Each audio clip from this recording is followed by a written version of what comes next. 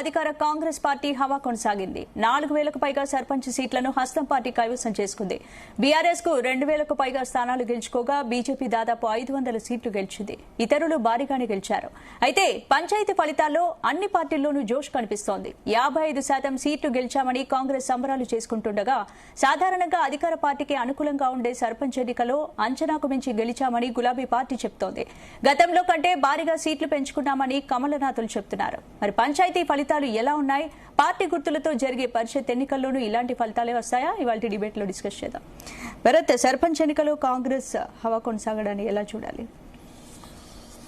అంటే జనరల్ గా మనం అధికార పార్టీ ఎవరు అధికారంలో ఉంటే వాళ్ళకి సర్పంచ్ ఎన్నికల్లో కొంత అడ్వాంటేజ్ ఉంటుంది. అంటే ఒకటి, సర్పంచ్ ఎన్నికల్లో గుర్తులు ఉండవు. ఎంపీటీసీ, జెడ్పీటీసీ కానీ, మున్సిపాలిటీస్ కానీ, కార్పొరేషన్స్ కానీ ఇవన్నిట్లో గుర్తులు ఉంటాయి. డైరెక్ట్గా చేతి గుర్తుకో లేదా కారు గుర్తుకో కమలం గుర్తుకో ఓటేసిన ఓటు కాదు. కానీ ఎన్నికల్లో ఏమనుకుంటారంటే ప్రజలు కూడా ఒకటి, బేసికల్గా మీకు ఎవరు అధికారంలో ఉంటే ఆ పార్టీ క్యాడర్ ఎక్కువ ఉంటుంది, అంతే కదా. ఇప్పుడు ఏమైపోయినాయంటే రాజకీయాలు, అధికార పార్టీ ఎవరుంటే క్యాడర్ ఆ పార్టీలో ఉంటున్నారు. తెలంగాణలో, ఆంధ్రప్రదేశ్లో ప్రతిపక్షంలో ఉంటే వేస్ట్ అని అనుకుంటున్నారు. అధికార పక్షంలో ఉంటే పనులు అవుతాయి, మనం సంపాదించుకోవచ్చు, బిల్స్ శాంక్షన్ అవుతాయి, ఇట్లా అన్ని విధాలుగా ఆలోచిస్తున్నారు అట్లా. ఓకే, సో ఆబ్వియస్లీ అధికార పార్టీ ఇప్పుడు గుర్తు లేకుండా జరిగిన ఎన్నికల్లో అడ్వాంటేజ్, గుర్తున్నా లేకపోయినా కొంత లోకల్ బాడీస్ ఎలక్షన్స్లో అడ్వాంటేజ్ టువర్డ్స్ అధికార పార్టీ ఉంటుంది. అయితే ఆ లోకల్ బాడీ ఎలక్షన్ 4 సంవత్సరాల తర్వాత అయిందనుకోండి, అధికారం తర్వాత అది వేరే విధంగా ఉంటుంది. 2 సంవత్సరాల తర్వాత అయిందనుకోండి, అప్పుడు వేరే విధంగా ఉంటుంది. ఇప్పుడు మన కేరళలో జరిగింది లోకల్ బాడీ ఎలక్షన్, 4.5 సంవత్సరాల తర్వాత జరిగింది. ఇంకొక 6 నెలల్లో కేరళలో మళ్ళీ 6 నెలలు కూడా కాదు, 3 నెలల్లోనే కేరళలో అసెంబ్లీ ఎన్నికలు ఉన్నాయి. ఈ సమయంలో జరిగిన పంచాయతీరాజ్ ఎలక్షన్స్లో, లోకల్ బాడీ ఎలక్షన్స్లో పంచాయతీరాజ్, మున్సిపాలిటీస్ అన్ని ఒకేసారి జరిగాయి. కాంగ్రెస్ నేతృత్వంలో యూడీఎఫ్ చాలా మంచి రిజల్ట్స్ వచ్చింది, ఎల్డీఎఫ్కు రాలేదు. బికాజ్ ఆఫ్టర్ 4 years, ప్లస్ అది పార్టీ గుర్తుల ఆధారంగా జరిగిన ఎలక్షన్. ఇక్కడ ఇది సర్పంచ్ ఎన్నిక పార్టీ గుర్తుల ఆధారంగా ఉండదు. అధికారంలోకి వచ్చి 2 సంవత్సరాలు అయింది. రెండవది ఏంటంటే ఎక్కువ మంది నేతలు అధికార పార్టీలో ఉంటారు. మన దగ్గర అధికారం ఎక్కడ ఉంటే అక్కడ ఉంటారు. అది ఏమైపోయిందంటే ఎంపీ, ఎమ్మెల్యేల నుంచి మొదలు పెడితే కింది స్థాయి సర్పంచ్ వరకు కూడా వచ్చేసింది. అధికార పార్టీలో ఉంటేనే మనకు వర్కౌట్ అవుద్ది, మనకు గిట్టుబాటు అవుద్ది, మనం పనులు చేసుకోవచ్చు, మన ప్రజలకు పనులు చేయొచ్చు, మనకు పనులు చేసుకోవచ్చు అని కేడర్కి అలవాటు అయిపోయింది. సో న్యాచురల్లీ సర్పంచ్ ఎన్నికల్లో అధికార పార్టీకి అడ్వాంటేజ్ రావడం అన్నది ఎక్స్పెక్ట్ చేసిందే. మీరు అన్నట్టు బీఆర్ఎస్ కూడా, కాంగ్రెస్ బాగానే చేసింది, బీఆర్ఎస్ బాగానే చేసింది, బీజేపీ కూడా బాగానే చేసింది. అంటే వాళ్ళు ఉన్న దానిలో వాళ్ళ నేతలు ఎంతవరకు సీరియస్ గా తీసుకున్నారో తెలియదు, కానీ ఉన్న దానిలో బాగానే చేసింది. అన్ని పార్టీలు సాటిస్ఫైడే. ఇక్కడ బీఆర్ఎస్ ఏం తుడిచిపెట్టుకుని పోలా, అట్లానే బీజేపీ తన ఉనికిని కొంతవరకు జాటుకుంది. బట్ చాలా స్కోప్ ఉండే బీజేపీ ఇంకా కూడా ఇంప్రూవ్ చేసుకోవడానికి. బట్ బీజేపీ అనుకున్న దానికంటే ఎక్కువ స్థానాలు దక్కాయని విశ్లేషకులు. అనుకున్న దానికంటే ఎక్కువ అంటే వాళ్ళు పోటీ చాలా చోట్ల పెట్టలే కదా, లీడర్స్ ఎవరు తీసుకోలేదు. కాంగ్రెస్ ఎక్స్పెక్ట్ చేసిందే. అయితే ఇంకొంచెం కాంగ్రెస్కి ఎక్కువ రావాల్సి ఉండే అని అంట. అధికారంలో ఉన్నప్పుడు 70-75% గెలుచుకోవచ్చు అవకాశం. అయితే ఇది ఈ ఎన్నికల్లో ఏకగ్రీవాలు జరుగుతాయి మేజర్గా. ఏకగ్రీవులు ఎవరో అవుతారు? అధికార పక్షంలో ఉన్నవాడు అవుతాడు. ప్రతిపక్షంలో ఉన్నవాడు ఏకగ్రీవం కావడం అన్నది చాలా తక్కువ సందర్భాల్లో ఉంటుంది కదా. కేసీఆర్ నియోజకవర్గంలో కూడా ఏకగ్రీవాలు, గజ్వేల్లో కూడా అవడం కష్టం. సిద్దిపేటలో ఇప్పుడు నిన్న హరీష్ రావు 93కి 80 గెలిచారు, అద్భుతమైన రిజల్ట్. అక్కడ కూడా ఏకగ్రీవాలు హరీష్ రావు బీఆర్ఎస్కి అనుకూలంగా అయితే ఒక ట్రెండ్ అయి ఉంటాయి. కానీ అదే అధికార పార్టీ అయితే వాళ్ళు నయానో భయానో బెదిరించి మేము అధికార పార్టీ ఉన్నా నువ్వు వేయకు అని చెప్పి చేస్తారు. కాబట్టి సో ఏకగ్రీవాల అడ్వాంటేజ్ కూడా అధికార పార్టీకి ఉంటుంది. అట్లానే బీఆర్ఎస్ పూర్తిగా తుడిచిపెట్టుకుపోయిందా, పరిస్థితి బాగాలేదా అంటే అట్లేం లేదు. వాళ్ళకు బాగానే రిజల్ట్ వచ్చింది. బీజేపీకి 500 సర్పంచ్ వచ్చాయి, లాస్ట్ టైం కంటే డబుల్ అయినాయి. కానీ ఇంకా ఆ పార్టీ అధికారంలోకి రావాలనుకుంటుంది రాష్ట్రంలో, కాబట్టి ఇంకా చాలా ఎక్కువ రిజల్ట్ రావాలి. గ్రాస్ రూట్ లెవెల్లో లేదు, గ్రామీణ ప్రాంతాల్లో పెద్దగా ఇంపాక్ట్ లేదని చెప్పడానికి అది ఒక రీజన్. మేము బీఆర్ఎస్ను కూడా వాళ్ళు ఓడగొట్టి కాంగ్రెస్తో పోటీ పడాలంటే ఇంకా చాలా ప్రయత్నం చేయాలి. పార్టీ నేతలు అంతగా ప్రయత్నం చేసినట్లేరు. 8 ఎంపీ సీట్లు గెలుచుకున్న తర్వాత కొత్తగా పార్టీ క్యాడర్ ఎవరు కూడా జాయిన్ చేసుకోలేదు. ఉన్న వాళ్ళతోనే సర్ది పెట్టుకుందాం అనుకుంటారు. కాంగ్రెస్ వైపు నుంచి కూడా బీఆర్ఎస్ నుంచి ఇంకా క్యాడర్ కూడా ఎక్కువ మంది జాయిన్ అవుతుండే కాంగ్రెస్లో. కానీ మీరు చూడండి, లాస్ట్ టైం 2014లో ఎలక్షన్లో కొంత కాంగ్రెస్ పర్ఫార్మెన్స్ బాగానే ఉంది బీఆర్ఎస్ ఫస్ట్ టైం అధికారంలోకి వచ్చినప్పుడు. కానీ ఆ తర్వాత కేసీఆర్ రెండోసారి అధికారంలోకి వచ్చిన తర్వాత అన్ని పార్టీల నేతలు వచ్చి బీఆర్ఎస్లో జాయిన్ అయిపోయారు. కాంగ్రెస్ పార్టీ నేతలు, బీజేపీ నేతలు అందరు పోయి బంగారు తెలంగాణ అని చెప్పి ఎమ్మెల్యేలు అయితే 119కి 103 మంది బీఆర్ఎస్లో జాయిన్ అయిపోయారు. అప్పుడు కారణం ఏంటంటే కేసీఆర్ ఇక మళ్ళీ వేరే వాళ్ళని అధికారంలోకి రానివాడు, అధికార పార్టీలో ఉంటేనే అనే విధంగా అయిపోయింది. కాంగ్రెస్ శాసనసభ పక్షం మొత్తం వచ్చి బీఆర్ఎస్లో విలీనం అయిపోయింది. 19 మంది ఎమ్మెల్యేల్లో 12 మంది ఎమ్మెల్యేలు జాయిన్ అయిపోయారు. శుద్ధపూసలాగా చెప్తారు వీళ్ళు ఇప్పుడు, ఏమంటారు బీఆర్ఎస్ వాళ్ళు, మా ఎమ్మెల్యేని లాక్కున్నారో అది ఇది అంటారు. వీళ్ళు కూడా అదే కదా చేసింది. సో అట్లా ఒక విధంగా చెప్పాలంటే సెకండ్ టర్మ్ కేసీఆర్ గవర్నమెంట్లో దాదాపు ఈ 75 నుంచి 80% వరకు సర్పంచ్ స్థానాలని గెలుచుకుంది బీఆర్ఎస్. అప్పుడు వేరే పార్టీలో లీడర్ అంటే లేకుండా పోయాడు. ఇప్పుడు కాంగ్రెస్ పార్టీకి ఆ సిచ్యువేషన్ లేదు. ఎందుకంటే బీఆర్ఎస్ నుంచి క్యాడర్ జాయిన్ అవుదామన్నా అక్కడ లోకల్ క్యాడర్ పడట్లేదు ఒకళ్ళకు. ఇప్పుడు ఎగ్జాంపుల్ నేను చెప్తా, పటాన్చెర్లో గూడెం మైపాల్ రెడ్డి జాయిన్ అయినాడు కాంగ్రెస్లో. అక్కడ కాటా శ్రీనివాస్ గౌడ్ గూడెం మైపాల్ రెడ్డికి అసలు పడతలేదు. ఆయనది నడుస్తుంది, ఈయనది పంచాయతీ నడుస్తుంది. జగిత్యాలలో జీవన్ రెడ్డి వర్సెస్ సంజయ్ కుమార్. సో ఇట్లా నడుస్తున్నప్పుడు కిందకి స్థాయి క్యాడర్ కూడా కాంగ్రెస్ క్యాడర్ ఏమనుకుంటుంది, 10 సంవత్సరాలు మేము కష్టపడి బీఆర్ఎస్ మీద ఫైట్ చేసి వేస్తే ఇవాళ మళ్ళా బీఆర్ఎస్ వాడు వచ్చి మా దగ్గర పదవులు పొందితే మేము ఊరుకుంటామా అని అనుకుంటాడు కదా. ఈ రెసిస్టెన్స్, ఈ గొడవల వల్ల అక్కడ బీఆర్ఎస్ లో కేసీఆర్ చెప్పిందే వేదం. కేసీఆర్ ఎవరు జాయిన్ అవ్వమంటే జాయిన్ చేసుకోవాల్సిందే. కేసీఆర్ ఒక కాంగ్రెస్ ఎమ్మెల్యేని వచ్చి బీఆర్ఎస్ లో జాయిన్ అంటే, సవితా ఇందారెడ్డి జాయిన్ అంటే జాయిన్ కావాల్సిందే, సుధీర్ రెడ్డి జాయిన్ అంటే ఎల్బీ నగర్ లో జాయిన్ చేసుకోవాల్సిందే. వేరే ఇంకా థాట్ లేదు. జాయిన్ అయిన తర్వాత వాళ్ళని జాయిన్ కాకుండా అడ్డుపడితే కేసీఆర్ వాళ్ళని సస్పెండ్ చేస్తాడు పార్టీ నుంచి. కానీ కాంగ్రెస్ లో అట్లా రేవంత్ రెడ్డి చెప్పింది నడవదు కదా. అల్టిమేట్ గా రేవంత్ రెడ్డి ఎమ్మెల్యేని జాయిన్ చేస్తాడు, కానీ ఎమ్మెల్యే సంజయ్ కుమార్ వచ్చి జాయిన్ అయినా రోజు జీవన్ రెడ్డి గొడవ పెట్టుకుంటున్నాడు. తర్వాత మన గద్వాల్లో ఉంది బండ్ల కృష్ణమోహన్ రెడ్డి, అక్కడ సరిత తిరుపతి రోజు గొడవ పెట్టుకుంటుంది. సో క్యాడర్ ఆ స్థాయిలో జైన్ గారు మనం పోయినా సరే, ఇప్పుడు బీఆర్ఎస్ నుంచి పోయినా కాంగ్రెస్ లో మనకు అక్కడ ఉన్న కాంగ్రెస్ వాళ్ళు రానివారు అన్నది ఉంటుంది. సో ఆ కారణం వల్ల కాంగ్రెస్ కు 70 నుంచి 75% రావాల్సింది కొంత తక్కువ వచ్చాయి. బట్ అయినా ఓకే, రిజల్ట్ జూబ్లీహిల్స్ ఎన్నిక గెలిచిన తర్వాత తొందరగా ఎలక్షన్ పెట్టేద్దాం, ఏదో ఒకటి చేసేద్దాం అనుకున్నారు. అదే విధంగా పెట్టారు. సో అధికార పార్టీకి అడ్వాంటేజ్ ఉండడం సహజమే. అదో 4 సంవత్సరాల తర్వాత అయితే ఓకే. రెండోది గుర్తులైన ఎన్నిక, ఇది నా వాడు, వీరు కాంగ్రెస్ వాడని చెప్తున్నాం. బీఆర్ఎస్ కూడా అట్లే, వాళ్ళ నెంబర్లు టాలీ కావట్లే. మనం మీడియా వెరిఫై చేస్తున్నాం, కానీ అదర్స్ ఇండిపెండెంట్ గెలిచిన వాళ్ళు కూడా చాలా మంది ఉన్నారు. ఇండిపెండెంట్లో అయితే కాంగ్రెస్ లోనో అయితే బీజేపీలోనే జాయిన్ అవుతారు. ఇంకా 3 సంవత్సరాలు ఉంది కాబట్టి. సో రిజల్ట్ మిశ్రమంగా ఉంది. వీళ్ళకి అనుకూలం వాళ్ళకి అనుకూలం అని లేదు. అందరూ హ్యాపీగా ఉండేటట్టే ఉంది. మాట్లాడదాం. మనతో పాటు సారంగుల అమర్ గారు జాయిన్ అయ్యారు భారతీయ జనతా పార్టీ నుంచి. అట్లాగే బీఆర్ఎస్ నుంచి కురువా విజయ్ కుమార్ గారు జాయిన్ అయ్యారు. ముందుగా విజయ్ గారు హ్యాపీయా మీరు రిజల్ట్ తోటి?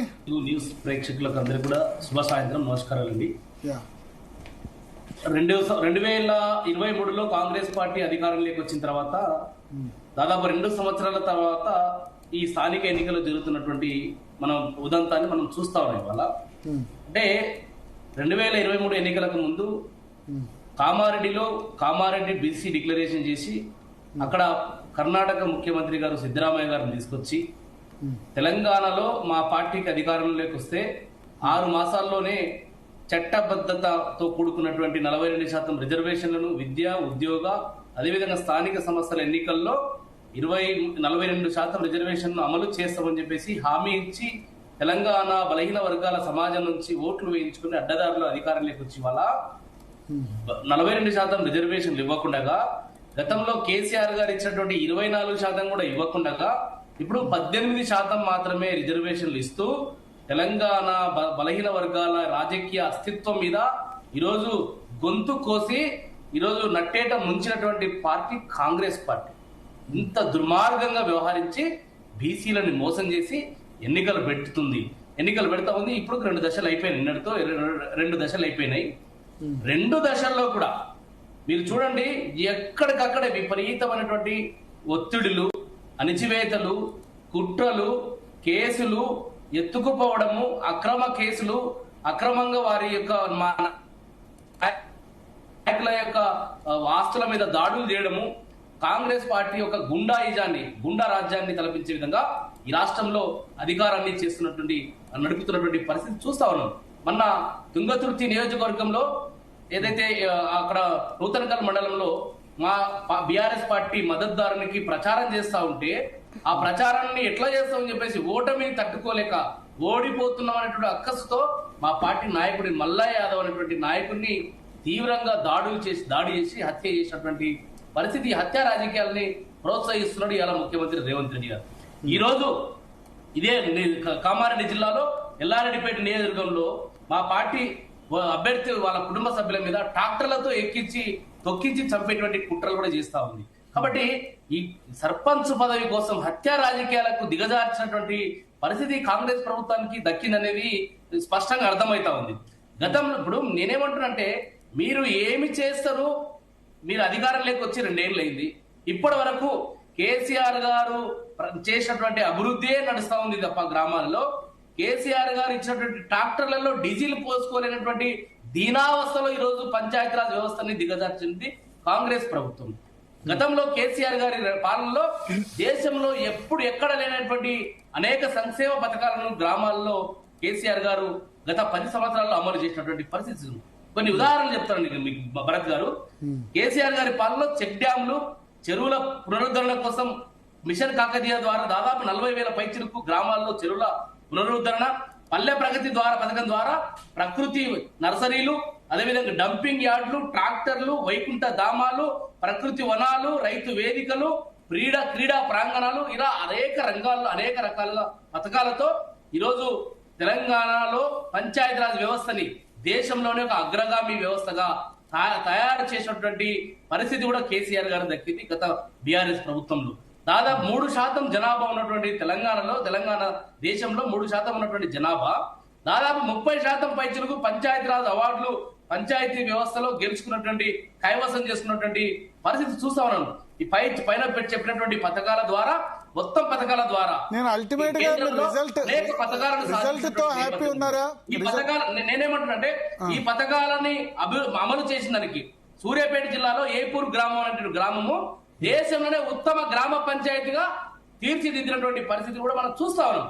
కాబట్టి కేసీఆర్ గారి హయాంలో అద్భుతమైనటువంటి ప్రగతి, అద్భుతమైనటువంటి విజయాలు, పల్లెలు పచ్చగా బిల్లులు ఇవ్వని పరిస్థితి కూడా మీ బీఆర్ఎస్ ప్రభుత్వం హయాంలోనే ఉంది. బిల్లులు సరైన సమయంలో ఇవ్వకుండా, ఇది ఫస్ట్ టైం. అంతకుముందు 10 సంవత్సరాలు లేదు బిల్లులు శాంక్షన్ కాకుండా చాలా మంది సర్పంచులు, ఎంపీటీసీలు ఇబ్బంది పడే పరిస్థితి ఉంది.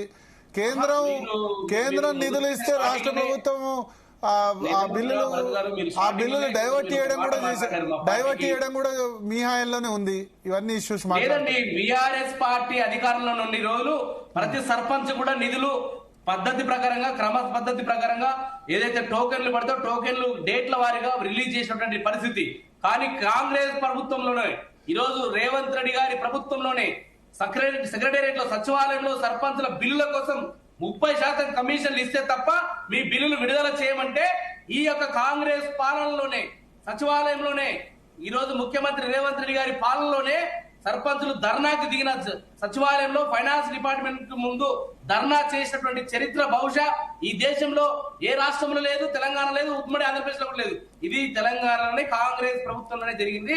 ఇది రేవంత్ రెడ్డి గారి పాలనకే దక్కింది. ఇది సర్పంచులండి వీధి దీపాలు, వీధి లైట్లు, సీసీ రోడ్లు, రకరకాల అభివృద్ధి కార్యక్రమాలు చేసి వారు బిల్లులు ఇవ్వమని చెప్పేసి అడిగితే 30%, 40% బిల్లులు ఇవ్వమని చెప్పేసి, కమిషన్లు ఇవ్వమని చెప్పేసి కాంగ్రెస్ పార్టీ వాళ్ళు ఒక కమిషన్ల ప్రభుత్వం నడుపుతా ఉన్నారు. ఇవాళ కమిషన్లు ఇవ్వలేని పరిస్థితులు ఉన్నాం కాబట్టి మా బిల్లులు ఇవ్వండి అని చెప్పేసి ధర్నా చేసిండు. మా ప్రభుత్వంలో ఎప్పుడు కూడా సర్పంచులు ధర్నా చేయలేదు భరత్ గారు. ఇది కాంగ్రెస్ ప్రభుత్వంలో జరిగింది. ప్రభుత్వాలు వస్తుంటాయి, పోతుంటాయి.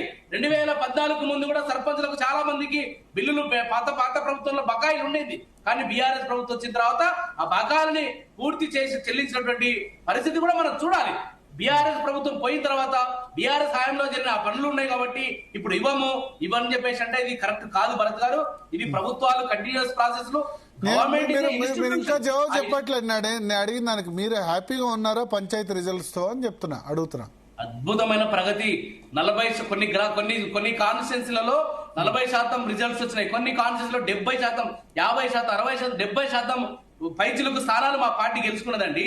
ఈరోజు బీఆర్ఎస్ పార్టీ, కాంగ్రెస్ పార్టీ ఇంత కుట్రలు కుతంత్రాలు చేసి, ఇన్ని నిర్బంధాలు చేసి, హత్యా రాజకీయాలు చేసినప్పటికీ ఈరోజు బీఆర్ఎస్ పార్టీ శ్రేణులు ఈరోజు వీరోచితంగా పోరాటం చేసి కాంగ్రెస్ పార్టీకి వ్యతిరేకంగా ఈరోజు గ్రామీణ ప్రాంతాల్లో, పల్లెల్లో ఈరోజు వ్యతిరేక పవనాలు వీస్తున్నాయంటే అది రేవంత్ రెడ్డి గారి యొక్క వైఫల్యమే. రేవంత్ రెడ్డి గారు ఇంకా ఆయన నవ్విపోదురు కాక నాకేమన్నట్టు ఏ ముఖ్యమంత్రి చేయని ప్రచారం గ్రామ పంచాయతీ ఎన్నికల్లో, సర్పంచ్ ఎన్నికల్లో కూడా ఏ ప్రభుత్వంలో ఏ ముఖ్యమంత్రి ఈ రాష్ట్ర చరిత్రలో ప్రచారం చేసిన సందర్భాలు రేవంత్ రెడ్డి అన్ని ఉమ్మడి జిల్లాలో తిరిగి కొబ్బరికాయలు కొట్టి ఇనాగ్రేషన్ చేసి ప్రచారం చేసిన రేవంత్ రెడ్డి గారు. అయినప్పటికీ కాంగ్రెస్ పార్టీకి కర్రు కాల్చి వాత పెట్టిండ్రు, కాంగ్రెస్ పార్టీకి నడ్డి విరిచిండ్రు. ఈరోజు బీఆర్ఎస్ పార్టీకి అద్భుతమైనటువంటి విజయాలు ఇచ్చిండ్రు.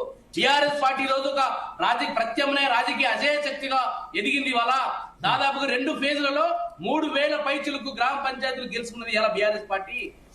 ఆ నేపథ్యం కూడా ఉన్నది మాకు. కాబట్టి వీళ్ళు ఎన్ని కుట్రలు కుతంత్రాలు చేసినా, ఏ రకమైనటువంటి నిర్బంధాలు చేసినా, ఏ రకమైన అణిచివేత చేసినా మేము ఖచ్చితంగా ఫినిక్స్ పక్షిలాకే ఈరోజు ముందుకు వెళ్తున్నటువంటి పరిస్థితి. అమర్ గారు, విజయ్ గారు ఒక్క నిమిషం. అమర్ గారు, సో భారతీయ జనతా పార్టీకి దాదాపు 500 వచ్చాయి ఇప్పుడు 2 విడతలు కలిపి. ఓవరాల్ గా చూసుకుంటే 7-8% హ్యాపీయా? కరెక్ట్.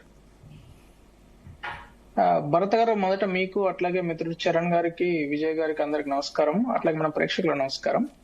ఇక్కడ మనం చూసినట్టయితే భారతీయ జనతా పార్టీ 2019 ఎన్నికలకు 2025 ఎన్నికలకు కంపేర్ చేసినట్టయితే చాలా రెట్లు పెరిగింది. చాలా జిల్లాలలో ఇంతకుముందు సర్పంచ్ లేకుంటుండే ఇప్పుడు దాదాపు 33 జిల్లాలలో మనకు ఇప్పుడు భారతీయ జనతా పార్టీకి సర్పంచులు గెలుచుకున్నాము.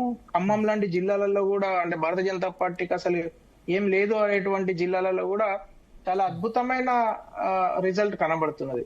అయితే ఇక్కడ మనం గమనించాల్సిన ప్రధానంగా 12 సంవత్సరాల నుంచి 2014లో తెలంగాణ ఏర్పడ్డ తర్వాత ఆదర్శంగా నిలవాల్సిన గవర్నమెంట్, అద్భుతంగా గ్రామ స్వరాజ్యాన్ని తీసుకురావాల్సిన అప్పటి ప్రభుత్వము అత్యంత దారుణంగా గ్రామాలను పంచాయతీరాజ్ యాక్ట్ మార్చి మరి, అంటే గ్రామాలలో ఎన్నిక కాబడ్డ సర్పంచులను కలెక్టర్ ఇష్టం వచ్చినట్టు సస్పెండ్ చేసుడు, బిల్లులు లేక సర్పంచులు ఆత్మహత్యలు చేసుకోవడం. దాదాపు 10 సంవత్సరాలలో కేసీఆర్ గవర్నమెంట్ లో 60 మంది సర్పంచులు ఆత్మహత్య చేసుకున్న చరిత్ర తెలంగాణ. అంటే కొత్త రాష్ట్రం ఏర్పడ్డ తర్వాత కేంద్ర ప్రభుత్వం నరేంద్ర మోడీ గారు పూర్తిగా సపోర్ట్ చేసినప్పుడు, అంటే వారు ఏదంటే అది, మీరు కొత్త రాష్ట్రం ఏర్పడ్డది, చిన్న రాష్ట్రం ఏర్పడ్డది, మీరు ఏ విధంగా డెవలప్ చేసుకుంటారో మీరు మోడల్ చెప్పండి, మీకు సపోర్ట్ చేస్తామని చెప్పిన తర్వాత కూడా కేసీఆర్ గారు, కేటీఆర్ గారు, వాళ్ళ కుటుంబం వాళ్ళు ఇష్టం వచ్చినట్టు అవినీతి కోసం చేసిన దుర్మార్గమైన పాలన వలన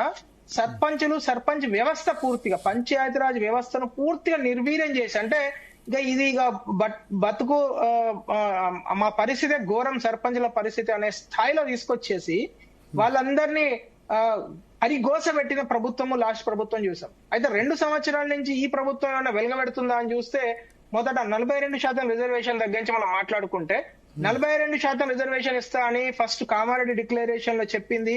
ఆ రోజు ఉన్న న్యాయ సలహాలు తీసుకోకుండా ఇష్టం వచ్చినట్టు మాట్లాడి, ఆ తర్వాత కనీసం సుప్రీంకోర్టులో వాదనలు కూడా వినిపించకుంటే, నేను గమ్మత్తైన విషయం చెప్తాను భరత్ గారు.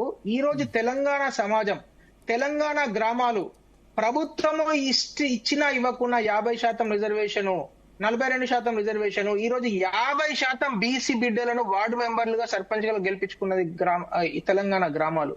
దానికి మనందరం కూడా హర్షించాలి. ఎందుకంటే తెలంగాణ గ్రామాలలో ఈ రోజు చూసినట్టయితే, ఎస్పెషల్లీ భారతీయ జనతా పార్టీ కార్యకర్తలు మీరు చెప్పిన 500 పైచిలుకు స్థానాలలో చూసినట్టయితే 500 సర్పంచ్లే వేల సంఖ్యలో వార్డు మెంబర్లు గెలవడం జరిగింది. ఈ వేల సంఖ్యలో గెలిచిన వార్డు మెంబర్లు, ఉప సర్పంచులు మీరు గమనిస్తే, మేము ఒక డేటా అనాలిసిస్ చేస్తే భారతీయ జనతా పార్టీ కార్యకర్తలు దాదాపు 61-62% బీసీ బిడ్డలు ఈ రోజు బీసీ బిడ్డలు గెలవడం జరిగింది. అంటే ఎస్పెషల్లీ వార్డులలో ఉన్న ఉప సర్పంచులు, సర్పంచులు. అంటే ఈ రోజు గమనిస్తే ఒకటి తెలంగాణ గ్రామాలు చాలా క్లియర్ గా ఒక డిసిజన్ తీసుకున్నట్టు అనిపిస్తున్నది. ఏది నరేంద్ర మోడీ గారి పరిపాలనకు, ఎందుకంటే తెలంగాణలో కానీ బై ద వే ఎనీ రాష్ట్రంలో కేంద్ర ప్రభుత్వ నిధులతోనే గ్రామాలు అభివృద్ధి చెందుతున్నాయి. కేంద్ర ప్రభుత్వ నిధులతోనే ఇప్పుడు ఇందాక మన మిత్రుడు విజయ్ కుమార్ గారు చాలా పెద్ద లిస్ట్ చేశారు. రైతు వేదికలు, హరితహారం, అంతా 100% 100% కేంద్ర నిధులతో ఏర్పడ్డ స్ట్రక్చర్స్ అవన్నీ. శ్మశాన వాటికలతో సహా వైకుంఠ ధామాలు ఏదైతే పేరుతో ఇప్పుడు మనం చేస్తున్నామో వాటితో సహా కేంద్ర ప్రభుత్వము 100% నిధులు ఇస్తేనే తెలంగాణలో, తెలంగాణ గ్రామాలలో డెవలప్మెంట్ జరిగింది. అయితే గత 2 సంవత్సరాల నుంచి రేవంత్ రెడ్డి గారి యొక్క నిర్లక్ష్య ధోరణి వల్ల, వారి యొక్క తెలివి లేనితనం వల్ల వారు ఏం చేశారంటే 2 సంవత్సరాల నుంచి 15th ఫైనాన్స్ కమిషన్ కు సంబంధించిన నిధులు పక్క రాష్ట్రం ఆంధ్రప్రదేశ్ లో 2 సంవత్సరాల దాదాపు 4,800 కోట్ల రూపాయల నిధులు అక్కడ గ్రామాలకు వస్తే ఇక్కడ కనీసము 800 కోట్ల నిధులు కూడా రాని పరిస్థితి. ఎందుకు అంటే ఫైనాన్స్ కమిషన్ నిధులు, ఆర్థిక సంఘం నిధులు రావాలంటే ఖచ్చితంగా ఎలక్టెడ్ బాడీ ఉండాలి. ఎలక్టెడ్ బాడీ లేకుంటే ఓన్లీ ఒక 15% మాత్రమే నిధులు వస్తాయి. ఆ 15% నిధులతోని మాత్రమే ఈ రోజు గ్రామాలలో ప్రధానమంత్రి సడక్ యోజన కింద సీసీ రోడ్ లో, లేకుంటే సరే మున్సిపాలిటీలు ఇప్పుడు మనం మాట్లాడుకోవాల్సిన అక్కర్లేదు, but just I will quote one thing.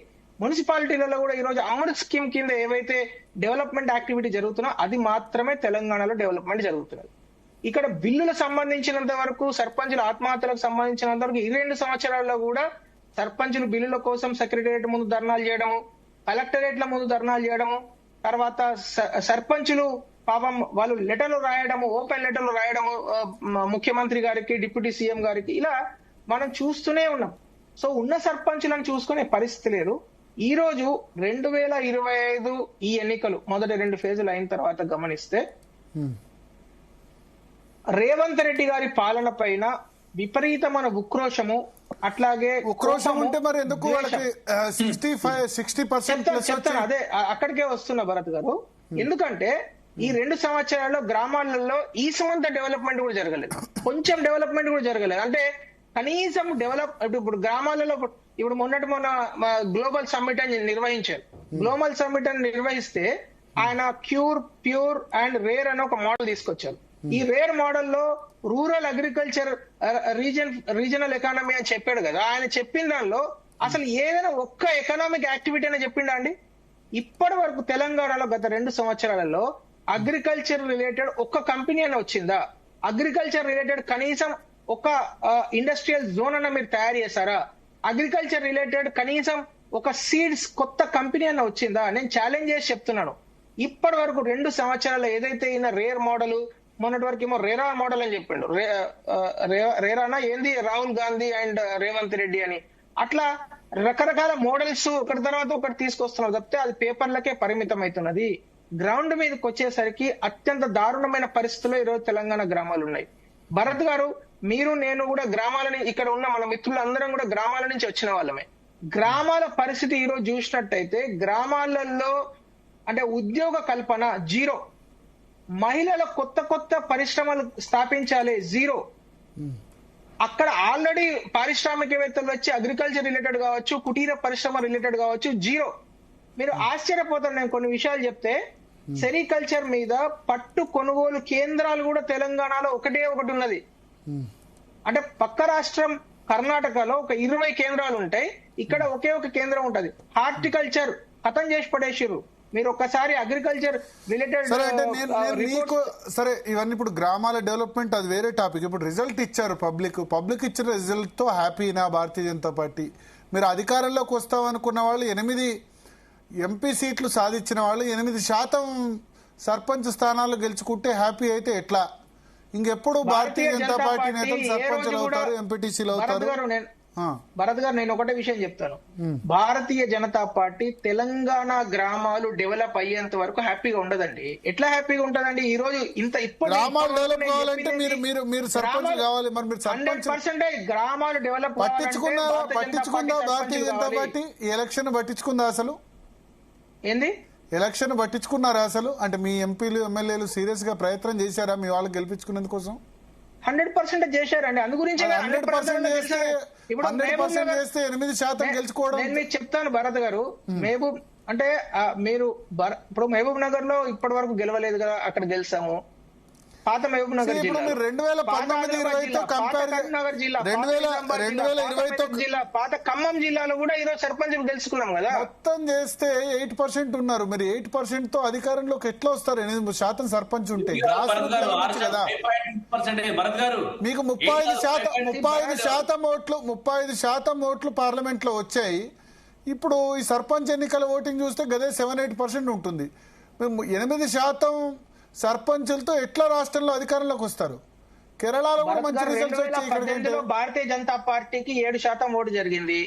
2000 correct గా 4 నెలల్లో 2019 పార్లమెంట్ ఎన్నికలకు వచ్చేసరికి 20% ఓట్లతో మళ్ళా 2023 అసెంబ్లీలో 14%కి వచ్చారు. సో ఇప్పుడు మీరు కంపారిజన్ చేస్తే సర్పంచుల విషయానికి వస్తే సర్పంచులకు ఈ రోజు గుర్తుతోని ఎన్నికలు జరగవు.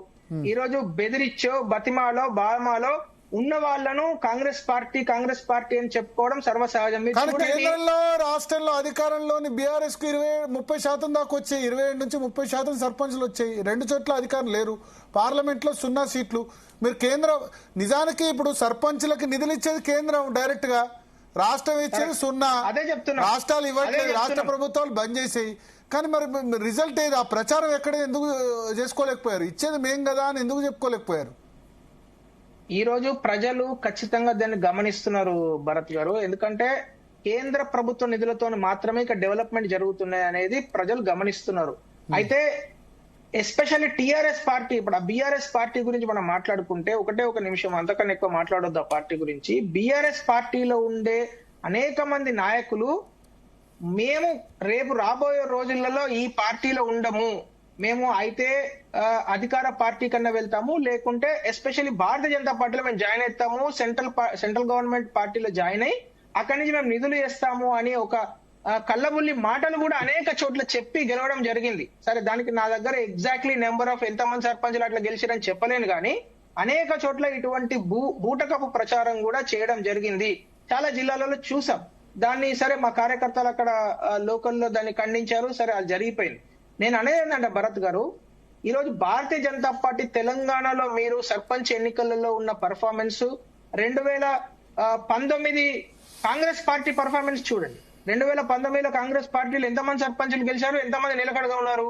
ఈ రోజు భారతీయ జనతా పార్టీ సర్పంచులు, ఇంకొక మంచి విషయం ఏంటంటే భారతీయ జనతా పార్టీ సర్పంచులు గాని, ఉప సర్పంచులు గాని, వార్డు మెంబర్లు గాని అనేక మంది గెలిచిన వాళ్ళలో దాదాపు 90-95% బాధ్యతలలో ఉన్నారు వాళ్ళు. అంటే వాళ్ళకు పార్టీ బాధ్యతలలో ఉన్న వాళ్ళు గెలిచారు. అంటే ఖచ్చితంగా వాళ్ళు బాధ్యతలను పట్టుకొని పార్టీని డెవలప్ చేసే విషయం. ఏదో గెలిచి ఈ పార్టీ నుంచి ఆ పార్టీకి దుంకుతాము, ఆ పార్టీ నుంచి అధికార పార్టీలోకి పోతాము, ఇటువంటి లెక్కలు భారతీయ జనతా పార్టీలో ఉండవు. అది మీకు కూడా తెలుసు. సో రాబోయే ఎన్నికల 2028లో జరిగిన 2029లో జరిగిన భారతీయ జనతా పార్టీ, ఈ రోజు కేరళలో చూస్తున్నాం కదా భరత్ గారు. కేరళలో తిరువనంతపురం గాని, పాలక్కాడ్ గాని, కన్నూరులో కూడా 6 వార్డులు గెలవడం జరిగింది. సో కేరళలో ఏ విధంగానైతే కేరళలో వచ్చిన రిజల్ట్ కూడా సగం రిజల్ట్ కూడా తెలంగాణలో రాలేదనిపించింది నాకు. మరి లేదు భరత్ గారు, అది మీరు అలా కేరళలో ఒక సురేష్ గోపి ఒకటే గెలిచాడు. ఇక్కడ 8 మంది ఎంపీలు 8 మంది ఎమ్మెల్యేలు ఉన్నారు. కేరళలో ఒకటే ఎమ్మెల్యే, ఒక ఎంపీ, ఒక ఎమ్మెల్యే ఉన్న దగ్గర ఉన్న రిజల్ట్ కూడా తెలంగాణలో రాలేదని నేను అంట. Percentage of votes, percentage of sarpanch, ఇవన్నీ చూసినా గ్రాస్ రూట్ లెవెల్ నుంచి పార్టీ రావాలి. కానీ ఎంతవరకు మీ నాయకులకు ఎప్పటి వరకు ఎంపీలు గెలిస్తే చాలు, ఎమ్మెల్యే గెలిస్తే చాలు, ఆ సర్పంచ్ ఎమ్మెల్సీలు గెలిచాం కదా భరత్ గారు. మీకు ఎంపీలు ఎమ్మెల్యేలు ఎమ్మెల్సీలు అక్కడి వరకు చాలు. కానీ కింది స్థాయి పాపం గ్రాస్ రూట్ కార్యకర్తలు పట్టించుకోరు. ఎంతమందిలో 500 మంది అంటే 500 మంది అంటే ఎంతమందిలో? ఇప్పుడు రాహుల్ గాంధీ గిట్ట నాకు 99, రాహుల్ గాంధీ నాకు 99 మార్కులు వచ్చాయి, 99 సీట్లు. ఒక నిమిషం, రాహుల్ గాంధీ గిట్ట నాకు 99 సీట్లు వచ్చినాయి అన్నట్టుంది. 100కు 99 అనుకుంటారు. 543కు 99 వచ్చినట్టు మీరు కూడా 500 సీట్లు ఎన్ని? దాదాపు 7,000 సర్పంచ్ స్థానాలకు 500 వచ్చాయి. అంటే 10% కూడా కాదు. నేను అదే అంటున్నాను. ఇప్పుడు సర్పంచులు ఎంత గెలిచామో, ఎన్ని సర్పంచులు గెలిచామో అనే దాని మీద పూర్తిగా 3వ ఫేజ్ అయిన తర్వాత చెప్పడం జరుగుతుంది. కాకపోతే ఇక్కడ ఈ సర్పంచులు గెలిచినంత మాత్రాన, లేకుంటే ఇది జరిగినంత మాత్రాన, లేకుంటే దీనిలో తక్కువ వచ్చినంత మాత్రాన మనం గవర్నమెంట్ ఫామ్ చేయలేమా, దానికి దీనికి ఏమైనా రిలేషన్ ఉందా అంటే అట్లా లేదని చెప్తున్నాను నేను. భారతీయ జనతా పార్టీ 2028 కానీ 29 ఎప్పుడు ఎన్నికలు ఎప్పుడు జరిగితే అప్పుడు ఎన్నికలలో అసెంబ్లీలో 100% భారతీయ జనతా పార్టీ గెలవబోతున్నది. ఈ రోజు చర్యలు పూర్తి స్థాయిలో చేస్తున్నాం. ప్రతి గ్రామాల్లో పార్టీ బలపడ్డది, ప్రతి మున్సిపాలిటీలో పార్టీ బలపడ్డది, ప్రతి అసెంబ్లీలో పార్టీ బలపడ్డది. ఎందుకంటే కనబడుతున్నది కదా, వట్టిగానే మనం ఏదో గాలి లాస్ట్ తో కంపేర్ చేసుకుని హ్యాపీ అయితే ఓకే, కానీ అధికారంలోకి రావడానికి ఏమాత్రం సరిపోదండి. కోల్పోయి బలపడుతున్నారు, సంతోషం. హ్యాపీ.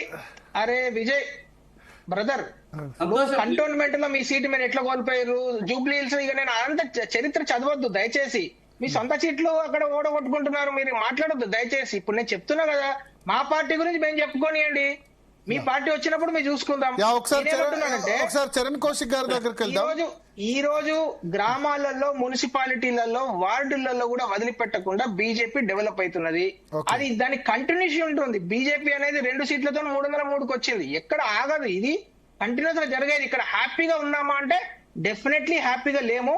హ్యాపీగా ఎప్పుడు ఉంటామంటే గ్రామాలలో పూర్తి స్థాయి గ్రామ స్వరాజ్యం వచ్చి గ్రామాలు డెవలప్ అయినప్పుడు ఖచ్చితంగా హ్యాపీగా ఉంటాం. అప్పటివరకు హ్యాపీగా ఎట్లా కౌశిక్ గారు సార్ ఇప్పటికీ ఒక్క నిమిషం, నేనేమంటా అంటే ఇప్పుడు బీఆర్ఎస్ కు బీజేపీకి తక్కువేం రాలేదు, మీరు రావాల్సినంత రాలేదు సీట్లు. సరే మీకు ఎక్కువ సీట్లు వాళ్ళకంటే ఎక్కువ ఉండొచ్చు, కానీ అధికారంలో ఉన్న అడ్వాంటేజ్ ఉండి కూడా 55% వచ్చాయనుకుంటా నాకు. 50 నుంచి 61% వచ్చినాయి. ఇక ఆ లెక్కలు గెలిచినోడు ప్రతి ఒక్కరిని కాంగ్రెస్ అని చేర్చుకుంటే వేరు, కానీ రియాలిటీగా నాకు అది కనబడుతుంది 50 నుంచి 50%.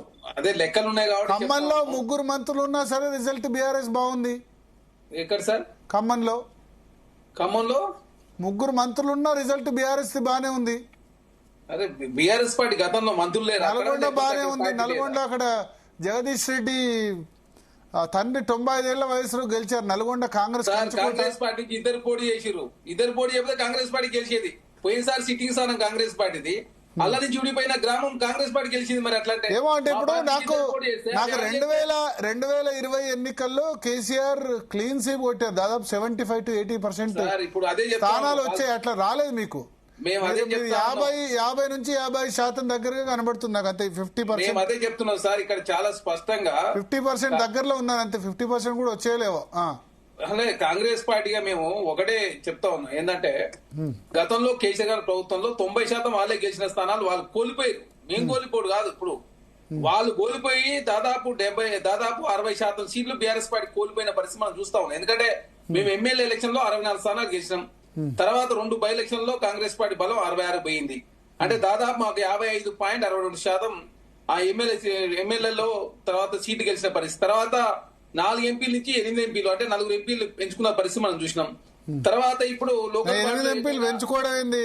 అధికారంలో మీరుండి సార్, అధికారం అనేది అధికారులు ఉన్న బీఆర్ఎస్ అధికారం నుండి మీరు అధికారం నుండి 8 ఎంపీ సీట్లను మీరు గెలిస్తే మీరు దాన్ని విక్టరీగా భావిస్తే ఎట్లా? మరి అంతే కదా సార్. బీజేపీకి 8 మీకు 8 వస్తే అట్లా ఉండదు కదా. మరి అంత మంచి పర్ఫార్మెన్స్ అయితే మీ పార్టీ మీ హైకమాండ్ ఎందుకు మీ మీద వేసింది? హైకమాండ్ తెలంగాణలో పూర్ పర్ఫార్మెన్స్ అని కమిటీ ఎందుకు ఫామ్ చేశారు? లేదండి, ఇప్పుడు ప్రధానం గుర్తుపెట్టుకోవాలి, 4 స్థానాలు గతంలో ఉంటే 2019 ఎలక్షన్ లో 4 యాడ్ అయి 8 అయింది. అదే భారతీయ జనతా పార్టీ 5 ఉంటే 3 యాడ్ అయింది. మరి అట్లాంటి కేంద్రంలో వాళ్ళు 3 అధికారులకు 5 ఏం లేరు వాళ్ళు. ఒక్క నిమిషం, వాళ్ళు 4 ఉండే.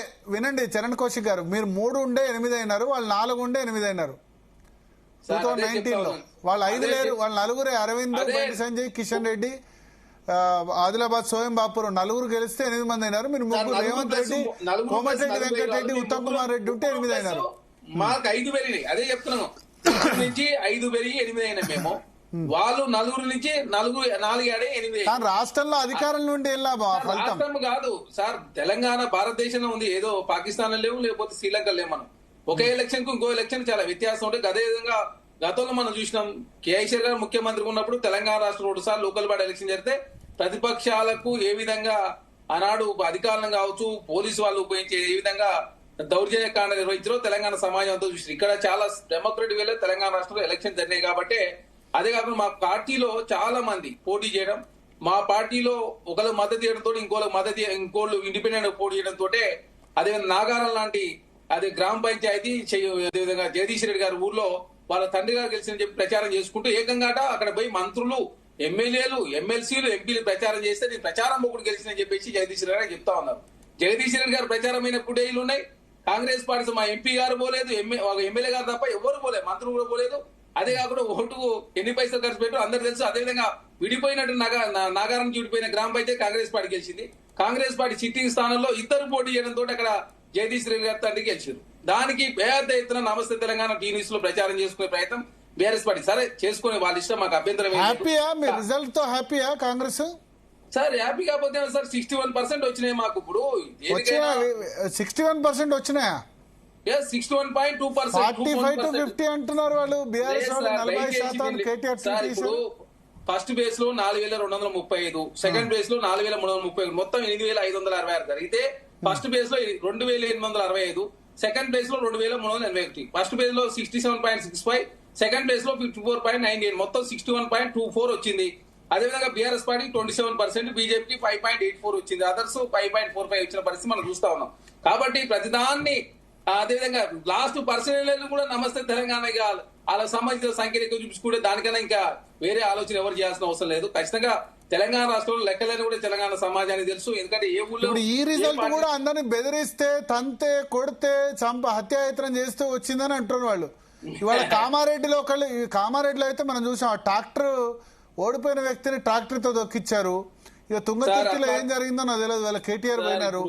కామారెడ్డి అయితే నాకు అనిపిస్తుంది ఆ ఓడిపోయిన అభ్యర్థిని ట్రాక్టర్ తో దొక్కించడం ఏంది సార్? ఎవరో ఒకరు వాళ్ళు చేసి ఉంటే దాన్ని కాంగ్రెస్ పార్టీ కాపాది చేస్తా. మేము డెమోక్రటిక్ లో ముందుకు పోతాం. అట్లాంటి కాంగ్రెసే కదా మరి, సర్పంచ్ కాంగ్రెసే కదా. ఒప్పుకోమది వాళ్ళు అదేదో సంఘటన తీసుకొని ఓడిపోయినా తొక్కిచ్చి లాభం ఏంది? గెలిస్తే ఓకే గానీ తప్పు అవన్నీ మేము దాన్ని ఎట్టి పరిస్థితుల్లో గెలిస్తే కోపం అంటే ఓకే గానీ ఓడిపోయిన తర్వాత కూడా ఎవరు చేసినా తప్పే అని చెప్పి మేము ఎట్టి పరిస్థితుల్లో మేము దాన్ని ఒప్పుకోము. కాంగ్రెస్ పార్టీ అనేది హింసా రాజకీయాలు కావచ్చు, హత్యా రాజకీయాలు కావచ్చు, దౌర్జన్యకాన్ని మేము ఒప్పుకోము. ప్రజాస్వామ్యబద్ధంగా ఉండాలని కోరుకున్నాం. కాబట్టి మీరు చూస్తా ఉన్న గ్రామాలకు సంబంధించి చాలా డెమోక్రటిక్ ఎలక్షన్ జరిగినాయి. అదే కాక మా పార్టీ ఇద్దరు ముగ్గురు పోటీ చేస్తే మేము దాన్ని సంధానించే ప్రయత్నం కూడా చేయలేదు. ఎందుకంటే చాలా సంవత్సరాలు మన పార్టీ ఉన్నారు, వాళ్ళ మధ్య పోటీ జరగని పోటీ అనేది పోటీలో ఎవరైనా గెలుస్తారని చెప్పి భావించాం. కాబట్టి చాలా స్థానాలు ఇంకా గెలవాల్సి ఉండే. మేము దాదాపు ఎక్కువ స్థానాలు గెలిచే అవకాశం ఉన్నప్పుడు కూడా మా పార్టీలో ఇంటర్నల్ అదేవిధంగా ఎక్కువ మంది పోటీ చేయడంతో కాంగ్రెస్ పార్టీ నష్టం జరిగినమాట వాస్తవం. అది చాలా ఏకంగా బీఆర్ఎస్ పార్టీ సంబంధించినటువంటి ఎవరైతే 10 మంది విడిగా ఉన్నారో అక్కడైతే ప్రధానంగా కాంగ్రెస్ పార్టీ సంబంధించి ఇద్దరి మధ్య పోటీతోటి ప్రధానంగా బీఆర్ఎస్ పార్టీ గెలిచిన పరిస్థితి మనం చూసినాం. అదే కాకుండా తుంగతుర్తి లాంటి స్థానం, అదేవిధంగా అసెంబ్లీ నియోజకవర్గం కావచ్చు, కొన్ని స్థానాల్లో ప్రధానంగా కాంగ్రెస్ పార్టీకి మా పార్టీలో ఉన్న రెబల్స్ మూలంగా మాత్రమే మాకు నష్టం జరిగింది. దానిలో భాగంగా ఈసారి కూడా రెబల్స్ సంఖ్య కూడా చాలా గణనీయంగా పెరిగిన పరిస్థితి మనం చూస్తా ఉన్నాం. కాబట్టి కాంగ్రెస్ పార్టీగా డెమోక్రటిక్ వల్ల ముందుకు పోయే ప్రయత్నంలో మేము ముందుకు పోతా ఉన్నాం. ఇక భారతీయ జనతా పార్టీ చెప్తుంది వాళ్ళకి తెలంగాణ రాష్ట్రంలో వాళ్ళు ఆదిలాబాద్ ఎంపీ వాళ్ళే, నిజామాబాద్ ఎంపీ వాళ్ళే, కరీంనగర్ ఎంపీ వాళ్ళే, చేవెల్ ఎంపీ వాళ్ళే, మహబూబ్నగర్ ఎంపీ వాళ్ళే. వాళ్ళకి 8 మంది ఎంపీలు ఉంటే 2 హైదరాబాద్, సికింద్రాబాద్, మల్కాయి తప్ప 6 స్థానాలకు సంబంధించినటువంటి వాళ్ళు. అదేవిధంగా లోకల్ బాడీ ఎలక్షన్ జరిగినాయి. అదేవిధంగా 3 ఎమ్మెల్సీలు ఉన్నారు. అదే కాకుండా ఒక రాజ్యసభ సభ్యులు ఉన్నారు, 8 మంది ఎమ్మెల్యేలు ఉన్నారు. అదే కాకుండా 2 కేంద్ర మంత్రులు. కానీ వాళ్ళకి సంబంధించినటువంటి వాళ్ళు సరైనటువంటి క్యాండిడేట్లు పెట్టకపోవడం, ఎలక్షన్ పట్టించుకోకపోవడం మూలంగా ప్రధానంగా అది బీఆర్ఎస్ పార్టీ లాభం జరిగింది. ఎందుకంటే మొన్న జరిగినట్టు లోకల్ బాడీ కావచ్చు, అదేవిధంగా గ్రాడ్యుయేట్ టీచర్స్ ఎలక్షన్ లో బీఆర్ఎస్ పార్టీ పోటీ చేయకపోవడంతో 3 పార్టీలు ఓట్లు చెల్లినప్పుడు ఖచ్చితంగా అది కాంగ్రెస్ పార్టీ లాభం జరుగుతుంటే 3 పార్టీలు లేకుండా ఎక్కువగా భారతీయ జనతా పార్టీ సంబంధించినటువంటి బీఆర్ఎస్ పార్టీ అభ్యర్థి లేకపోవడంతో ప్రధానంగా Bharatiya Janata party vote shift అవ్వడం జరిగింది. ఇప్పుడు భాజపా సరిగా పట్టించుకోకపోవడం మూలంగా బీఆర్ఎస్ పార్టీ ఓటు షిఫ్ట్ అయినాయి. అదే కాకుండా మా రెబల్స్ మూలంగా కాంగ్రెస్ పార్టీ నష్టం జరిగినట్టు మేము భావిస్తా ఉన్నాం. కాబట్టి ఏదేమైనప్పటికీ ప్రజాస్వామ్యంలో 80% ఉన్నటువంటి బీఆర్ఎస్ పార్టీ సంబంధించిన సర్పంచులు ఇప్పుడు 27% మాత్రం పరిమితమైన. కాంగ్రెస్ పార్టీకి ఆ గతంలో ఉన్నటువంటి పర్సెంటేజ్ పెద్ద ఎత్తున గణనీయంగా పెరిగింది. కాబట్టి ప్రజాస్వామ్యంలో గెలుపోవడం సహజం. ఒక ఎలక్షన్ కు ఇంకో ఎలక్షన్ కు కొంత పోలిక ఉండదు, ఇంకో ఎలక్షన్ కు రెఫరెండంగా కూడా మనం భావించలేం. కాబట్టి పరిస్థితుల ఆధారంగా మాత్రం ఎలక్షన్ జరుగుతాయి. అదే కాకుండా ఇక్కడ గుర్తులు కూడా లేని పరిస్థితి మనం చూస్తా ఉన్నాం. కాబట్టి తెలంగాణ రాష్ట్రంలో కాంగ్రెస్ పార్టీగా కోర్టు చెప్పడంతో మాత్రం తెలంగాణ రాష్ట్రం ఎలక్షన్ నిర్వహించడం కోర్టు చెప్పింది కాబట్టి ఈ నెల చివరి వరకు ఎలక్షన్ నిర్వహిస్తామని చెప్పేసి నవంబర్లో చెప్పినాం. దాని ప్రకారం తెలంగాణ రాష్ట్రంలో ఎలక్షన్ నిర్వహించడం. అదే కాకుండా కాంగ్రెస్ పార్టీ కూడా ఎందుకు మేము బీసీలకు సంబంధించి 42% రిజర్వేషన్ ఇవ్వలేకపోయినా చాలా స్పష్టంగా ప్రజలు కూడా వివరించడం. కేంద్రంలో ఉన్నటువంటి భారతీయ జనతా పార్టీ ప్రభుత్వం, నరేంద్ర మోడీ గారి ప్రభుత్వం ప్రధానంగా సహకరించడం పోవడం మూలంగానే 42% రిజర్వేషన్ ఇవ్వలేకపోయారు. 63% ఆదరించారు, గెలిపించారు. 64% వర్సెస్ 27%. 61% సార్, 64%. 61% వర్సెస్ 27. 61.24. సరే సరే సరే, ఇక వాళ్ళ కాంగ్రెస్ పార్టీ వాళ్ళకు మొదటి నుంచి కూడా అలవాటే కదండి భరత్ గారు. వాళ్ళు కాంగ్రెస్ పార్టీ అధికారంలోకి వచ్చిన మొదటి ఏడాదిలోనే 2 లక్షల ఉద్యోగాలు నింపుతామని మాట ఇచ్చి ఓన్లీ 5,500 ఉద్యోగాలు మాత్రమే. సరే, అది వేరే. మన పంచాయతీ ఎన్నికల గురించి మాట్లాడదాం. నేను అక్కడికే వస్తాను. 5,500 ఉద్యోగాలకు మాత్రమే కాంగ్రెస్ ప్రభుత్వము నోటిఫికేషన్ ఇష్యూ చేసి పరీక్షలు పెట్టి ఫలితాలు ఇచ్చింది.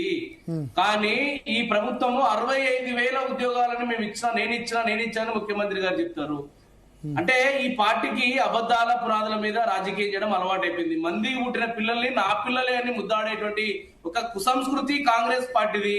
ఇప్పుడు ఆడ 60,000 ఉద్యోగాలు ఇచ్చింది వాళ్ళు లేదు, 60% వచ్చింది లేదు. అన్ని అబద్ధాలు మాట్లాడితే ఇప్పుడు గెలిచిన మా పార్టీ సింపథైజర్ గెలిచిన అందరినీ తీసుకొని వాళ్ళ ఖాతాలు వేసుకుంటే దానికి ఎవరు చెప్తారండి సమాధానము? అది వితరణవాదం చేస్తా ఉన్నారు. దానికి వాళ్ళకి దేవుడే వాళ్ళకి బుద్ధి ఇవ్వాలని చెప్పేసి నేను అనుకుంటా ఉన్నా. ఇకపోతే ఎంత వచ్చినాయి మరి మీకు ఎంత పర్సెంటేజ్ వచ్చినాయి సార్? ఇప్పుడు నియోజకవర్గాలుగా జిల్లాలు, ఇప్పుడు 7 జిల్లాలు జనగామ, సిరిసిల్ల, అదేవిధంగా కరీంనగర్, కొమరం భీము, అదేవిధంగా రంగారెడ్డి జిల్లా, సిద్దిపేట, యాదాద్రి జిల్లాల్లో 7 జిల్లాల్లో సెకండ్ ఫేజ్ ఎన్నికల్లో మేము మొదటి స్థానంలో ఉన్నామండి.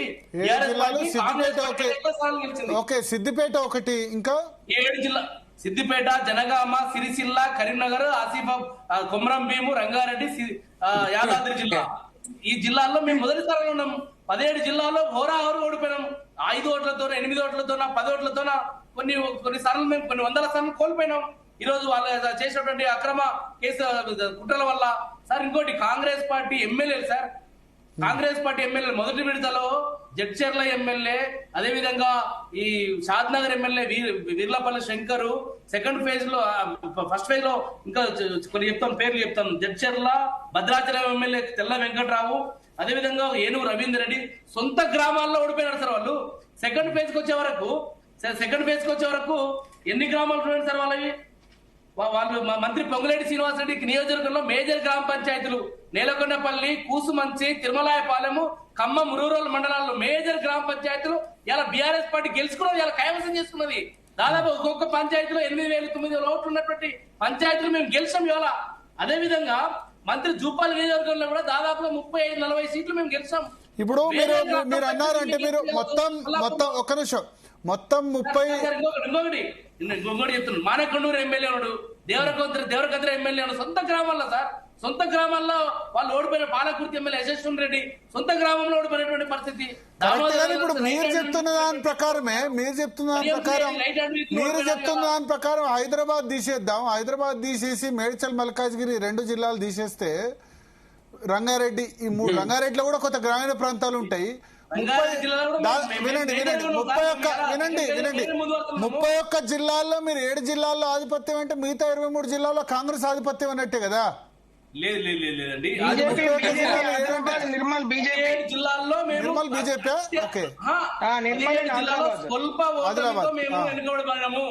వాస్తవానికి మేము 7+2 9 పోతే 21 కాంగ్రెస్ కదా. మీకు 3 టైమ్స్ ఎక్కువ ఉన్నారు కాంగ్రెస్.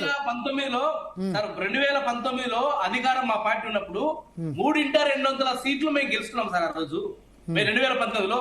కానీ ఈ రోజు ఈ పార్టీకి 45-50% కూడా దాటతలేదు. ఇలా ఈ పార్టీకి పర్సెంటేజ్ దాటతలేదు. సర్పంచులు మెజార్టీ మాకు ప్రతిపక్షంలో ఉన్నప్పటికీ ఇన్ని కుట్రలు చేసినా, హత్యలు చేసినా, దుమ్మిలు చేసినా, దొంగ ఓట్లు సార్. ఇంకోటి నిజామాబాద్ జిల్లా రూరల్ ఎమ్మెల్యే భూపత్ రెడ్డి గారు సొంత గ్రామంలో ఓటు చోరు పాల్పడినారు సార్. ఇలా ఈ రోజు చెల్లని ఓటును తీసుకొచ్చి వాళ్ళ వైపు వేసుకొని గెలిచినట్టు చూపించుకుంటున్నారు. ఇవాళ అనేక గ్రామాలు ఇట్లా తొండి లేపి వాళ్ళ అధికారం ఉందని చెప్పేసి ఈ రోజు టాస్ వేసిన కాడ టాస్ వేయించుకొని వాళ్ళ తొండి లేపి గెలుపుని ప్రకటించుకున్నారు. ఇవాళ అదంతా అదొక గెలుపు. అది ముఖ్యమంత్రి గారు ఒక రాష్ట్ర ముఖ్యమంత్రి స్థానిక ఎన్నికలు సర్పంచ్ ఎన్నికల కోసం రాష్ట్రమంతా హెలికాప్టర్ వేసుకొని సుడిగాలి ప్రకటన చేసి ప్రారంభోత్సవాల పేరు మీద అది మున్సిపల్ కదా, అది మున్సిపల్ కదా. ఈ స్థాయిలో గెలుపు అదొక గెలుపా? అది మున్సిపల్ కదా, అది మున్సిపల్ కదా. హలో సార్, ఇప్పుడు మున్సిపల్ అంటారు. ఇప్పుడు ఫర్ ఎగ్జాంపుల్ మా జిల్లాకు మక్తల్కి వచ్చిండు, మక్తల్ నుంచి గ్రామీణ రోడ్ల కోసం ఆయన ప్రారంభోత్సవం చేసిండు. ఆ రోడ్లు ఎక్కడ పోతే సార్ గ్రామీణ ప్రాంతానికే కదా. ఆ ప్రభావం గ్రామీణ వాతావరణం ఓటర్ల మీద పడుతుంది కదా. అది ఇప్పుడు ఇది కొడంగల్ లిఫ్ట్ ఇరిగేషన్ ప్రారంభించిండు, అది భూమి పూజ చేసిండు. ఆ భూమి పూజ చేస్తే గ్రామీణ ప్రాంతాలకి కదా నీళ్లు పోయేది. అంటే గ్రామీణ ప్రాంతాల్లో ప్రభావం చూపుతుంది కదా. మక్తలు, నారాయణపేట, కొడంగల్ ఇలా 3 నియోజకవర్గాల్లో షాద్నగర్, జడ్చర్ల ఇన్ని నియోజకవర్గాల మీద ప్రభావం చూపిస్తుంది కదా. దేవరకద్ర ఇన్ని నియోజకవర్గాల మీద ప్రభావం చూపించి ఈరోజు వారికి ఓట్లు వేయడానికి అవకాశం ఉంటుంది కదా. ఇన్ని కుట్రలు చేసినప్పటికీ కాంగ్రెస్ పార్టీ పని అయిపోయింది. గ్రామీణ ప్రాంత ఓటర్లు చైతన్యమైనారు. వీళ్ళు మోసం చేసిండ్రు, తప్పు జరిగింది అనేటువంటి ఒక నిర్ణయంకి వచ్చిండ్రు. ఇప్పుడు జెడ్పీటీసీ, ఎంపీటీసీ ఎన్నికలు పెడితే ఖచ్చితంగా బీఆర్ఎస్ పార్టీ ప్రపంచం సృష్టిస్తుంది. ఈ రాష్ట్రంలో మెజార్టీ స్థానాలు మేము గెలవబోతా ఉన్నాం. గుర్తు కోసం ప్రజలు ఎదురు చూస్తున్నారు. గుర్తుంచుకొని ఎదురు చూస్తున్నారు ప్రజలు. ఇలా కారు గుర్తు కోసం కేసీఆర్ గుర్తులో గుర్తుంచుకోండి. ఏమైంది జూబ్లీహిల్స్ లో ఈరోజు ఓటర్లు రోజు జూబ్లీహిల్స్ లో ఏమైందంటారా? గుర్తులో గుర్తుంచుకోండి. ఏమైంది జూబ్లీహిల్స్ లో? ఎందుకు గుర్తుంచుకోలేదు జూబ్లీహిల్స్ ఓటర్లు? గ్రామీణ ప్రాంతాలు సార్ అదొక గెలుపు. అది పట్టణ ప్రాంతం 43% ఓట్లు, 43% ఓట్లు వచ్చాయి మీకు. గ్రామీణ ప్రాంతాల్లో మనం బిలో 30 వచ్చింది. అక్కడే గుర్తులు గుర్తుంచుకోలేదు, కారు గుర్తుంచుకోలేదు. గెలుపా రిగ్గింగ్ చేసి ఎంఐఎం తోన మంత్రి పదవి ఇచ్చి మజరుద్దీన్కి ఓటుకి 5,000 రూపాయలు యుద్ధంలోకి దిగిన తర్వాత ధర్మ అధర్మాలు లేనట్టు ఎన్నిక అయిన తర్వాత ఇప్పుడు మీరు మునుగోడు ఎట్లా గెలిచారో వాళ్ళు జూబ్లీహిల్స్ ఎట్లా గెలిచారు. తెలుగు న్యూస్ కేంద్రం నుంచి నేను విజ్ఞప్తి చేస్తున్నా. మీరు నాగార్జున సాగర్ ఎట్లా గెలిచారో జూబ్లీహిల్స్ ఎట్లా గెలిచారు, మీరు మునుగోడు ఎట్లా గెలిచారో వాళ్ళు ఎట్లా గెలిచారు. 18 తారీఖు నోటిఫికేషన్ ఏమనండి, దమ్ముంటే ఎవరు దమ్మేందో తెలుస్తుంది, ఎవరు సత్యం తెలిసిపోతుంది. కాంగ్రెస్ పార్టీ పని అయిపోయింది గ్రామీణ ప్రాంతంలో. సార్ వాళ్ళ ఎమ్మెల్యే సొంత ఊర్లో చెప్పండి అమర్ గారు చెప్పండి. భరత్ గారు, ఈయన విజయ్ గారు చెప్పేసి అంటే మా తాతలు నేతులు నాకిర్రు, మా మూతులు వాసన చూడండి అన్నట్టు చెప్తున్నాడు ఆయన. అప్పుడు 2.5 వచ్చింది, ఇప్పుడు 2/3 వచ్చింది. అప్పుడు అదేదో కేసీఆర్ గారు మాయ చేసారు. అదంతా గారు విజయ్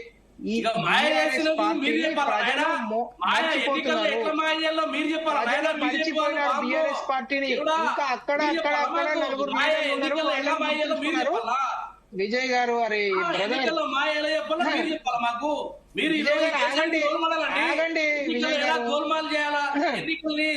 ఎట్లా చోరు చేసుకోవాలి అయిపోయింది. ప్రజలు మర్చిపోయారు, కొంతమంది మీడియా ఛానల్ కూడా మర్చిపోతాయి, పిలవడం కూడా మానేస్తారు.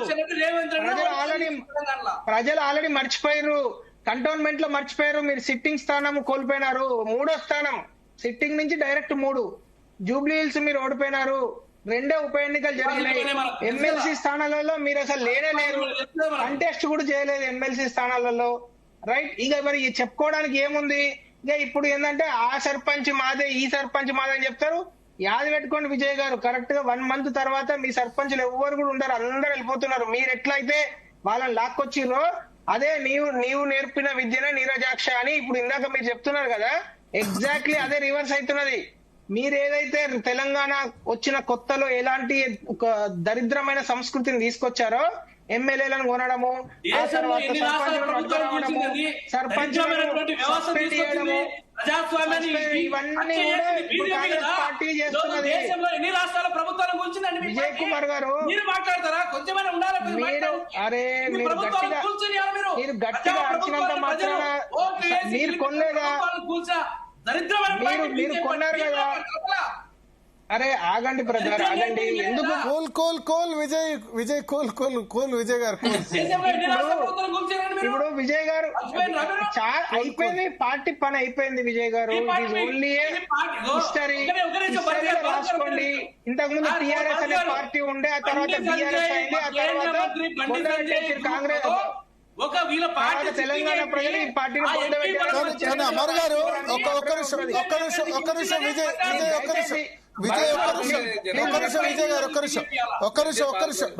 గారు, అమర్ గారు ఒక్క నిమిషం. మీరు అన్న పాయింట్ మీద నేను అడుగుతున్నా. కానీ బీఆర్ఎస్ ను తీసిపారేసే విధంగా రిజల్ట్ లేదు, బానే ఉంది. ఇప్పుడు కాంగ్రెస్ 2019లో పర్ఫార్మెన్స్ 20లో జరిగిన సర్పంచ్ ఎన్నికల కంటే దాదాపు 2 times 3 times ఎక్కువ సీట్లు వచ్చాయి బీఆర్ఎస్ కి. అయినా కాంగ్రెస్ అధికారంలోకి వచ్చింది కదా. ఇంతకంటే తక్కువ పర్ఫార్మెన్స్ వాళ్ళకి అప్పుడు 10-15% కూడా సర్పంచ్ స్థానాలు రాలేదు 2020లో కాంగ్రెస్ కు. ఎందుకంటే మొత్తం లీడర్లు పోయి బీఆర్ఎస్ లోనే జాయిన్ అయినారు, బంగారు తెలంగాణ అని చెప్పి అందరు జాయిన్ అయినారు. ఇప్పుడు అంతకంటే బాగానే వచ్చింది రిజల్ట్. సిద్దిపేటలో, సిరిసిల్లో ఇవన్నిట్లో నిలబెట్టుకున్నారు. ఎక్స్పెక్టెడ్ దానికంటే పర్లేదు, పల్లెల్లో పర్లేదని నేను అనుకుంటున్నాను. 3 పార్టీలు హ్యాపీయే.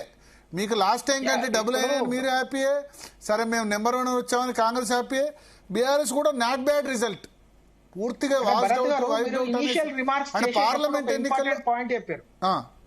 మీరు ఇనిషియల్ రిమార్క్స్ లో ఒక ఇంపార్టెంట్ పాయింట్ చెప్పారు, ఏంటంటే అనేక చోట్ల కాంగ్రెస్ పార్టీ నాయకత్వం ఉండడం వల్ల గ్రామీణ ప్రాంతంలో ముందు నుంచి టిఆర్ఎస్ నుంచి జాయిన్ అవుతా అని ఎవరైనా వచ్చినా కూడా జాయిన్ చేసుకోలేదు, దాని వల్ల ఈ రోజు కొన్ని అనేక చోట్ల అంటే ఇప్పుడు బీఆర్ఎస్ పార్టీకి కాంగ్రెస్ పార్టీకి అదే డిఫరెన్స్. బీఆర్ఎస్ పార్టీలో ఏం జరిగింది, అప్పుడు వాళ్ళు ఎప్పుడైతే గెలిచారో 2014లో గెలవంగానే కాంగ్రెస్ నుంచి తండోపతండాలుగా వచ్చి జాయిన్ అయిపోయినారు, కాంగ్రెస్ నుంచి టీడీపీ నుంచి. అప్పుడు వాళ్ళు అట్లా జాయిన్ చేసుకున్నారు. ఎవరిని పడితే వాళ్ళని సర్పంచులను, ఎవరిని పడితే వాళ్ళని ఎంపీటీసీ, జెడ్పీటీ అందరినీ టోటల్ గంప హోల్సేల్ వ్యాపారం జరిగింది అప్పుడు. ఇప్పుడు వచ్చేసరికి ఏం జరుగుతున్నదంటే టీఆర్ఎస్ పార్టీ 10 సంవత్సరాలు విపరీతమైన డబ్బు సంపాదించుకున్నారు. వాళ్ళ చిన్న కార్యకర్త దగ్గర నుంచి ముఖ్యమంత్రి కుటుంబం వరకు విపరీతమైన ఆ డబ్బును ఈ రోజు తెలంగాణ గ్రామాలలో ఖర్చు చేస్తున్నారు. మీరు మార్క్ మై వర్డ్స్ భరత్ గారు, ఈ రోజు గెలిచిన సర్పంచులు ఎవరైతే బీఆర్ఎస్ పార్టీలో గెలిచిన సర్పంచులు అందరూ కూడా ఆ గ్రామ అభివృద్ధి అనే కోట్ అన్కోట్ గ్రామ అభివృద్ధి అనే నెపంతోని అందరూ పోయి రేవంత్ రెడ్డి సంకనెక్కకుంటే చూడండి మీరు. మళ్ళా విజయ్ కుమార్ గారిని పిలవండి, ఒక 1 month తర్వాత మనం ఇదే జీ తెలుగు వేదికలోనే మనం మళ్ళా చర్చ కార్యక్రమం పెడదాం. మళ్ళీ ఆయన వచ్చి గ్రామీణ ఓటర్ అభివృద్ధికి ఓటేశాడా, పార్టీ గుర్తులకు ప్రాధాన్యత ఇచ్చాడా, డబ్బు అధికార బలం దీనివల్ల పార్టీ కోటేశారు అనుకుంటారు, ఏం చెప్తారు? అన్ని ఉంటాయి కదా మేడం. ఇప్పుడు ఒక్కటే అనేది ఉండదు కదా, అభివృద్ధిని చూస్తారు, వ్యక్తిగతంగా చూస్తారు. ఎందుకంటే గుర్తుండదు కాబట్టి ఆ వ్యక్తి మంచోడా, మనతోనే ఉంటాడా, మనతోనే రోజువారీగా మనకు ఫోన్ ఎత్తుతాడా, యాక్సెసబుల్ గా ఉంటాడా, ఇవన్నీ కూడా చూస్తారు.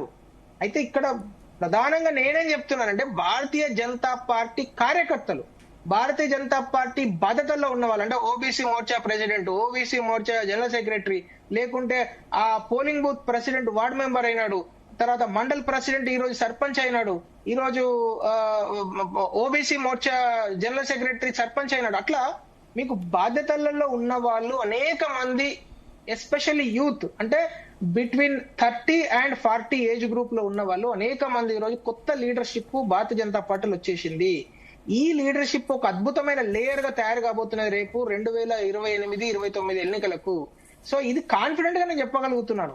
ఈ రోజు దేశం మొత్తం కూడా యూత్ మీద ఏదైతే ప్రతి పార్టీ కూడా ఇంపార్టెన్స్ ఇస్తున్నదో అది తెలంగాణ గ్రామాలలో ఈ రోజు కనబడ్డది. సరే అది రానున్న రోజులలో, ఎందుకంటే గుర్తులు లేవు కాబట్టి ఎవరు ఏ పార్టీలో ఉంటారు, బీఆర్ఎస్ నుంచి కాంగ్రెస్ లో జాయిన్ కావచ్చు, ఇంకేదైనా జరగవచ్చు. కానీ నేననేది ఏంటంటే భారతీయ జనతా పార్టీ వైపు నుంచి అయితే చాలా కేటగారికల్ గా బాధ్యతల్లో ఉన్న కార్యకర్తలు గెలవడం వల్ల మాకు చాలా కాన్ఫిడెంట్ గా మేము ముందుకెళ్లేందుకు అవకాశం ఉంది. ఎందుకంటే క్యాడర్ బిల్డ్ అవుతున్నది. ఇప్పుడు ఒక మండల ప్రెసిడెంట్ సర్పంచ్ అయినాడు అనుకోండి, ఇంకా బలంగా పనిచేస్తాడు ఆ మండలంలో. లేకుంటే ఒక polling booth president ward member అయితే ఇంకా బలంగా పనిచేస్తాడు ఆ గ్రామంలో.